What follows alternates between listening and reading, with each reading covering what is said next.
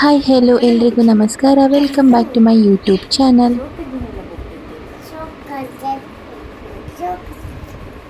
ನಾನು ಜಂಪಿಂಗ್ ಹೋಗ್ತೀನಿ.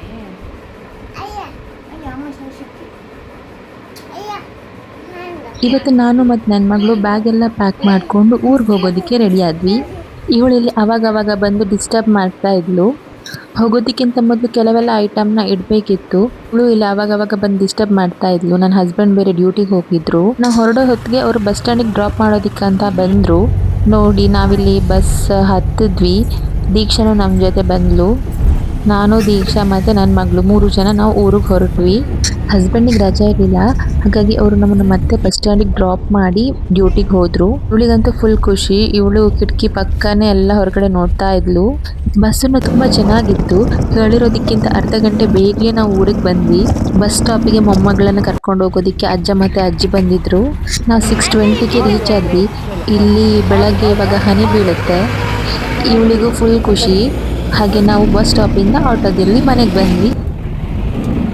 ಮನೆಗೆ ಬಂದಿದ್ದೆ ಇವಳು ಆಟ ಸ್ಟಾರ್ಟ್ ಮಾಡ್ಕೊಂಡ್ಳು. ಸೈಕಲ್ನೆಲ್ಲ ತಗೊಂಡ್ಬಂದು ನಮ್ಮ ಚಿಕ್ಕು ಜೊತೆ ಮಾತಾಡ್ತಾ ಇದ್ದಾಳೆ.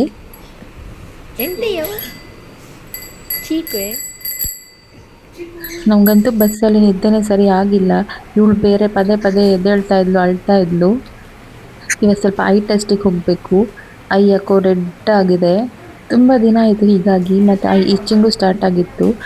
ಬೆಂಗಳೂರಲ್ಲೇ ತೋರಿಸೋಣ ಅಂತ ಅಂದ್ಕೊಂಡೆ, ಮತ್ತು ಬೇಡ ನನಗೆ ಊರಲ್ಲಿ ತೋರಿಸಿದ್ರೇ ಸಮಾಧಾನ ಅಂತ ಊರಿಗೆ ಬಂದವಾಗಲೇ ಹೋಗೋಣ ಅಂತ ಇದ್ದೆ. ಅದಕ್ಕೆ ಇವತ್ತು ಹೋಗಬೇಕು.